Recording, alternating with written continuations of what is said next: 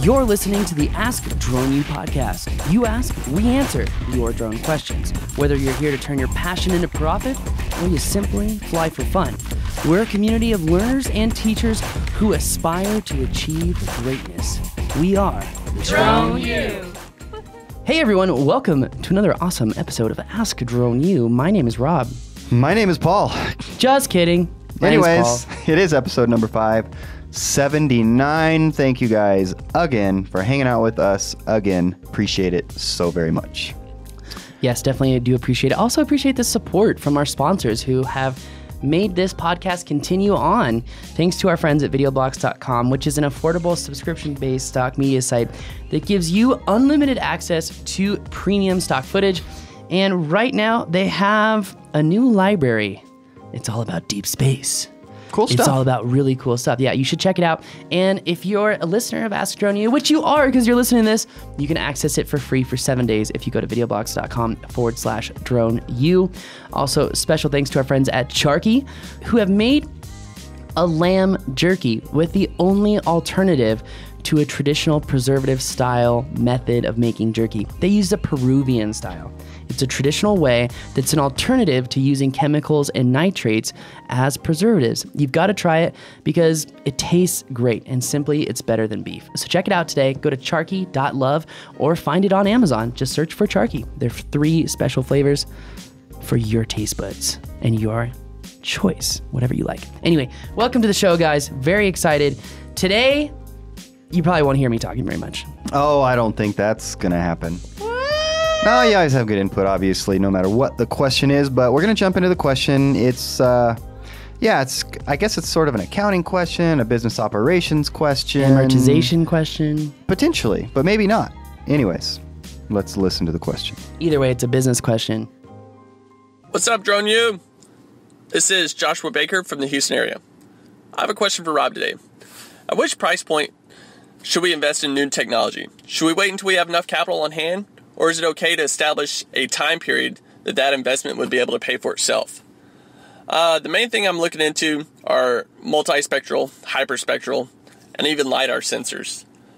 And also, play one of my questions. I want to get that free Drone U membership.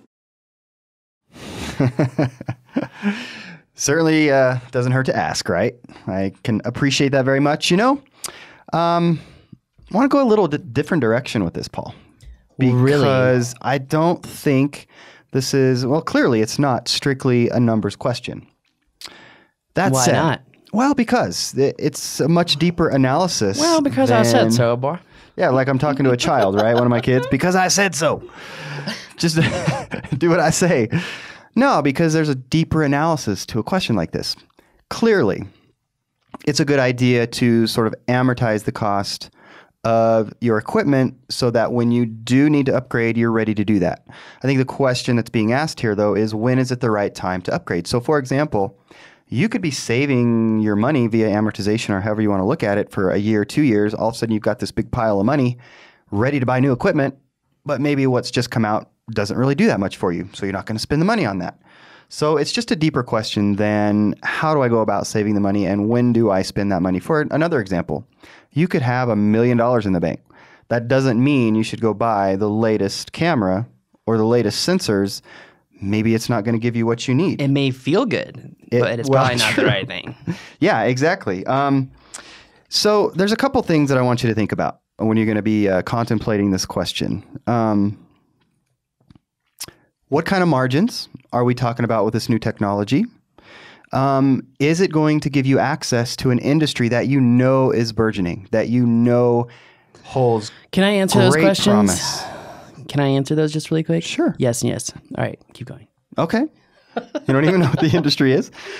Do you have the right connections to take advantage of that industry that you want to buy this equipment to get into? Is it going to help you get new clients that maybe you didn't have access to before, that you know if you just have this type of equipment, this grouping of equipment, you've built some relationships. If you have this equipment, you spend the 10 grand, 5 grand, whatever it is, you know that they're going to have some business waiting for you. Or Is it going to help you enhance the services that you're able to give existing clients? They've been asking for you to do what X company has been able to do, and you're actually a little concerned that if you're not able to do this in the near future, and these are good clients, they might, even though they like you, have to go somewhere else. Is it going to make your processes more efficient? Are you going to be able to increase your profit margins because you're using new technology and you're more efficient in doing so? What is your competitor doing? Your competitors, are they using this technology already? Are they ahead of you because you're not using it and therefore you better buy it just to keep up, which we kind of alluded to previously? I think these are more of the types of questions that you've got to ask when it comes to whether or not you're going to spend the money on that new technology. I don't want to interrupt you, man, because I just love what I'm hearing. There's like, you are the business whiz. Well, gosh, I don't know about that, but there's just a lot to think about when it comes to these kinds of questions, because you're right. It's so exciting and fun to go buy the newest and the latest and the greatest, and it very well may be the right thing to do. It's just a matter of figuring out, is it really the right thing to do? Is it really going to enhance my business in a substantial way, particularly when we're talking about the kind of money that he's talking about with these kinds of cameras and these kinds of sensors? It's a lot of money. So save the money, or even if you have the money, make sure the market's there. Make sure it's going to give you the leg up that you want it to give you before you go and spend all that money. Otherwise, maybe you spend that money on marketing to use the current equipment you already have.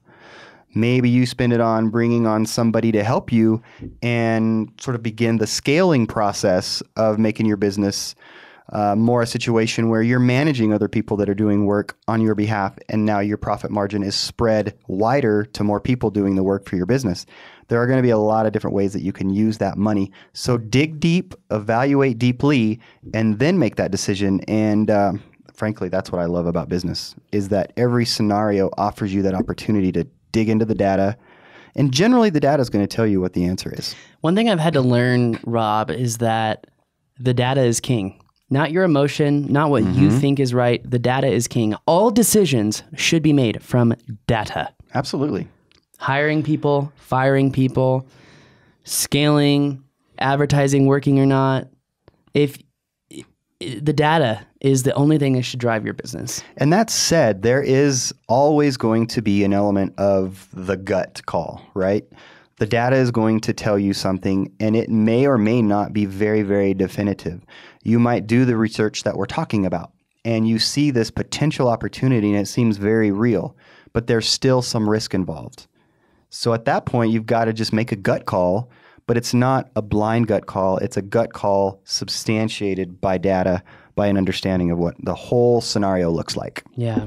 So I don't know. I'm excited for you, Joshua, that you're even thinking in these terms, that you've got potential opportunities out there. You must, if you're asking these kinds of questions. And we look forward to hearing from you kind of how things are progressing for you. That's pretty cool. Definitely want to hear how you're progressing and want to hear how you guys are doing in the community. If you have a business question, as you can tell, I didn't say very much because I don't need to. Rob is really the master. But if you have a business question, bring it on. Go to askdroneyou.com and upload that question so we can get to it. But anyway, guys, that is going to do it for us today. My name is Paul. My name is Rob. And this is Ask Drone U.